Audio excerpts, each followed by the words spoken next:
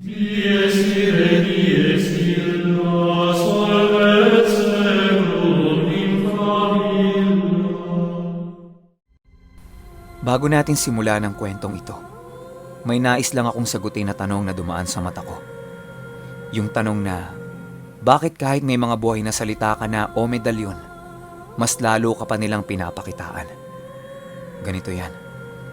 Sa paningin kasi ng mga nasa kabilang dimensyon, nagliliwanag ka. Pwedeng akala nila sundo ka nila. Pwede ring akala nila ikaw yung makakatulong sa kanila para makamit yung tamang hustisya. Para sa mga kaluluwa lang yan ha. Iba-ibang liwanag din yan. Merong nakakasilaw, merong nakakaakit, merong pantaboy, pero marami pa.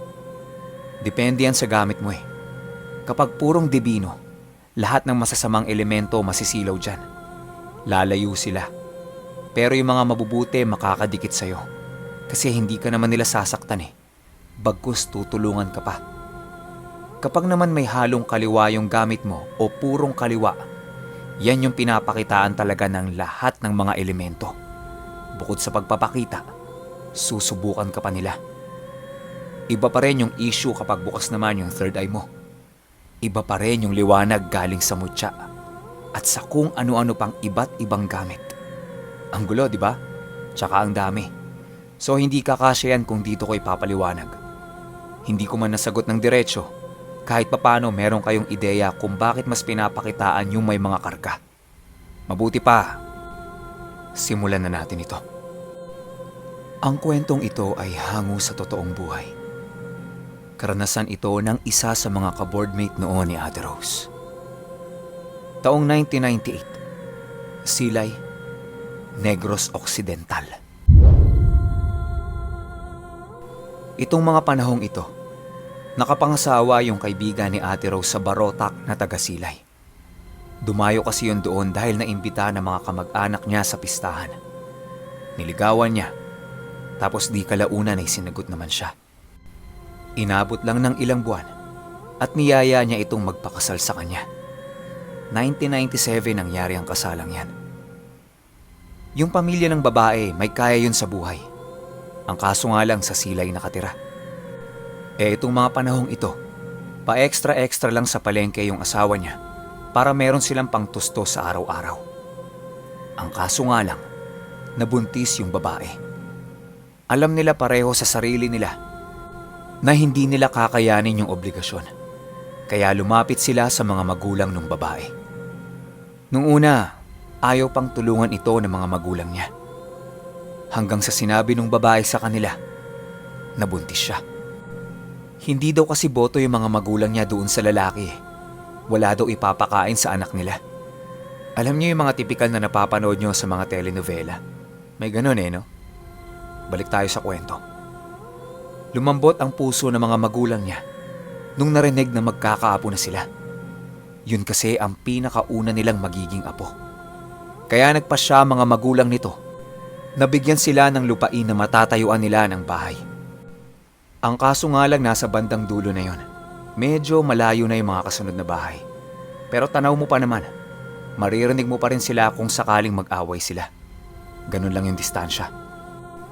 Habang tinatayo yung bahay nila, doon muna nagstay yung mag-asawa sa bahay ng mga magulang ng babae. Yung lalaki merong kusa. Tumutulong siya sa pag-aayos ng matitirhan nila. Ang kaso nga lang yung bahay nila halatang minadali. Gawa lamang ito sa pinagtagpi-tagping mga kahoy at pawid. Yun lang kasi ang nakayanang ibigay ng mga magulang ng babae. Kahit may mga negosyo sila, meron din silang mga anak na umaasa lang sa kanila. Mabilis natapos yung bahay. Ayaw kasi ng mga magulang ng babae na nandoon yung lalaki. Wala pa atang 1 buwan yun. Pero matibay ang pagkakagawa nila doon. Kahit kahoy at pawid lang ang materyales nun, hindi naman nila tinipid. Nung nakalipat na sila sa bahay nila, meron pa silang isang problema. Meron nga silang bahay na matutuluyan. Wala naman silang trabaho pareho. Saan sila kukuha ng pang-araw-araw nila, di ba? Inilapit na naman ito nung babae sa mga magulang niya. Kahit tagasalansan lang ng palay o kahit anong tanim, gagawin nilang mag-asawa, magkaroon lang sila ng trabaho. Hindi pinayagan ng nanay ng babae na magtrabaho siya. Kaya ang nangyari, ipinasok nila sa isa sa mga negosyo nila yung lalaki bilang isang guard. Ginawa nila itong guard ng palayan nila kahit hindi naman kailangan. Wala eh. Kailangan ng trabaho eh. Ang naging oras ng trabaho ng asawa niya, 6:00 ng hapon hanggang 6:00 ng umaga. Ang haba, di ba? Kasi pagtungtong ng 5:00 ng hapon, lahat ng trabahador sa palayan at sa imbakan nag-uuwian na. Yung iba doon na natutulog. Pero nung may guard na, umuuwi na din sila. Dito sa trabaho ng asawa niya, merong kambal na magsasaka. Tapos sa tuwing bumibisita yung asawa niya sa trabaho niya, ibang-iba yung tingin. Partida, hindi pa ganong kalaki ang siya ng asawa niya. Pero isang araw, lumapit yung isa sa kanya. At ang sabi nito, "Ingatan mo yung asawa mo. Huwag mong pinalalabas ng ganitong oras." Nagtaka siya kasi bakit nakikialam sila sa buhay mag-asawa? Tsaka asawa niya yun. Kinumpronta niya. Tinanong niya kung anong problema, bakit siya nangingialam. Sumagot yung lalaki ng, "Hindi ako nangingialam. Nagsasabi lang. Sige na." Tapos nagmamadali itong umalis sa harapan nila. Naglakad ito papalayo habang nakayuko. Animoy natataranta. Pinauwi na lang niya agad yung asawa niya. Medyo nagdidilim na kasi. Malayo-layo pa yung lalakarin. Ayon dito sa asawa niya, nung kasalukuyang naglalakad siya pauwi ng bahay nila, hindi pa man din siya nakakalayo, nakita niya yung isang kambal na nakaupo sa gilid ng kalsada, na nakatitig sa kanya. Sinusundan siya ng titig nito habang nakanganga ang bibig at may tunog na,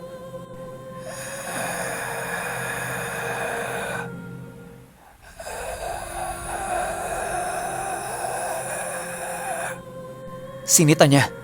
Sinabihan niya ng, "Hoy!" Mistulang parang asong itinaboy ito nung sinisigawan niya. Nagmamadaling tumakbo at gulat na gulat.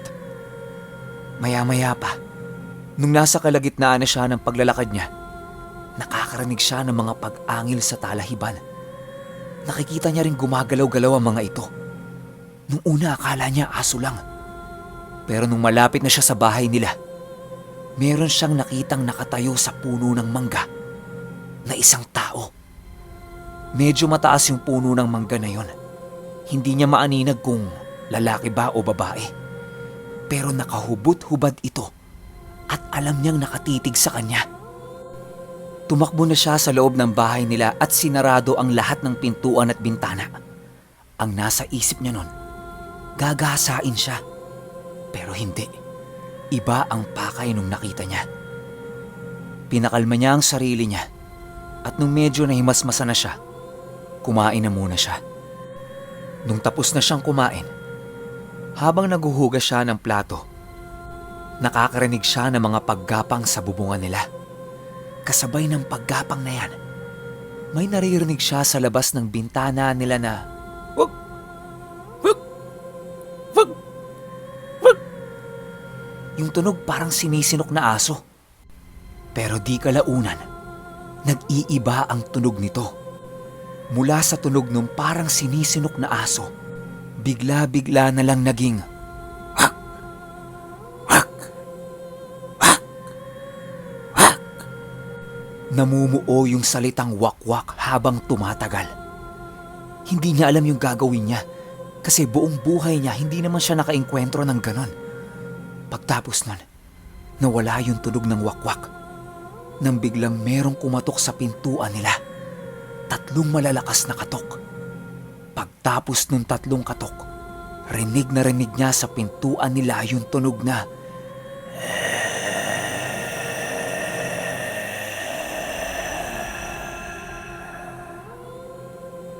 tumagal lang yun ng 5 segundo. Halos mabaliw siya dahil sa sitwasyon niya.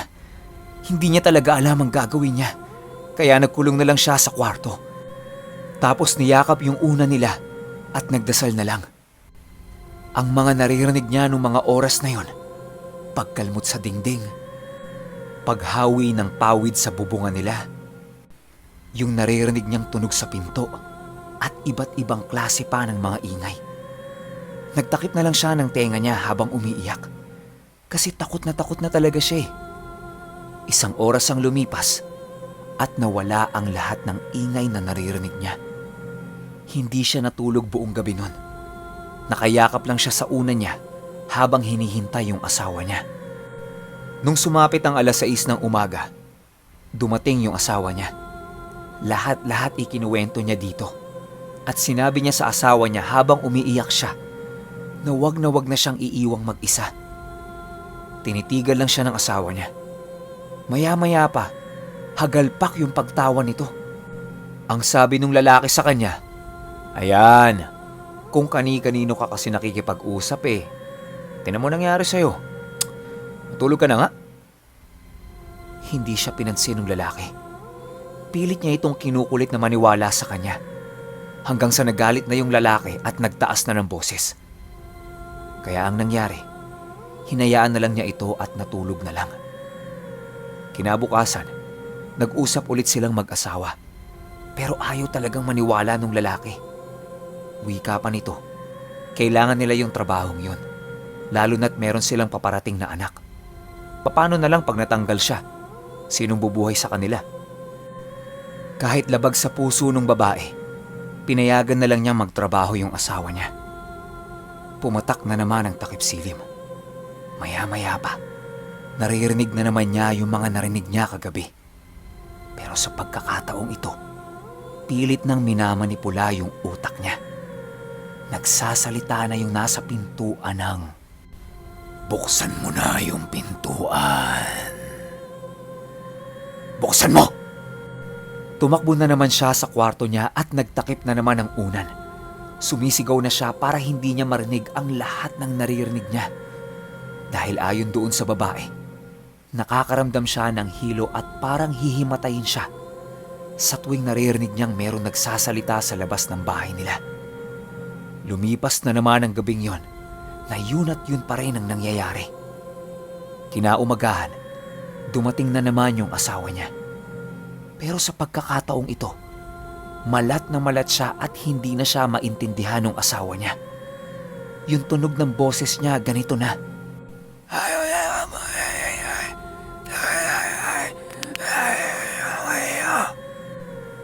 ang gusto niya sanang sabihin, "Sabi ko sa iyo, wag mo na akong iiwan dito eh.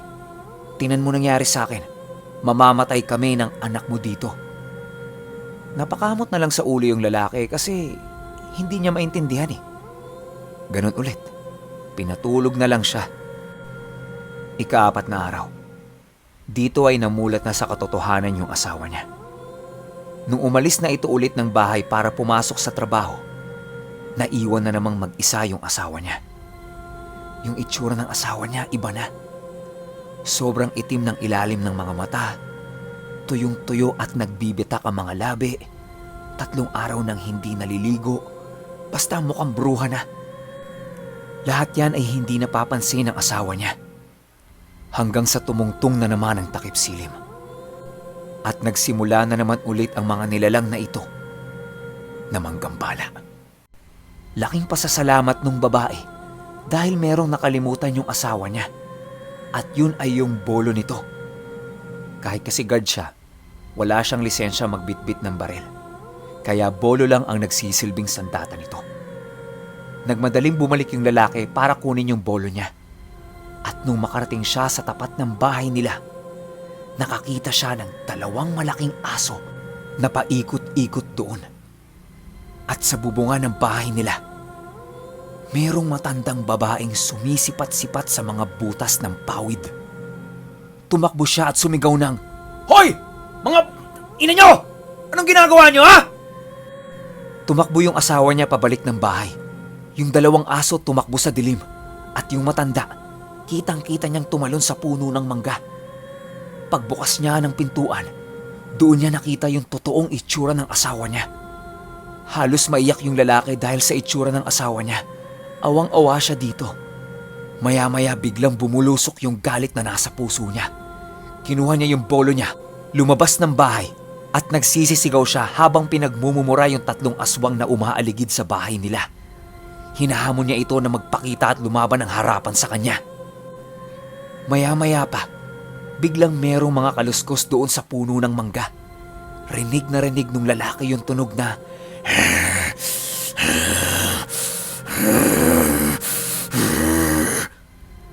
may halong gigil at gusto siyang lusubin. Dahil sa lakas ng mga sigaw niya, narinig siya ng mga iilan nilang kapitbahay. Nagtakbuhan yung mga yon para tingnan kung ano yung nangyayari. Itinuro niya yung puno ng mangga. Maging yung mga taga doon, kitang-kita yung pag-alog ng puno. Sobrang laki ng puno pero napapaalog ito ng kung anumang nilalang yung nandoon. Pinagbababato nila yon. Hanggang sa maya-maya pa, nakita nilang tumalon ito sa likod ng puno.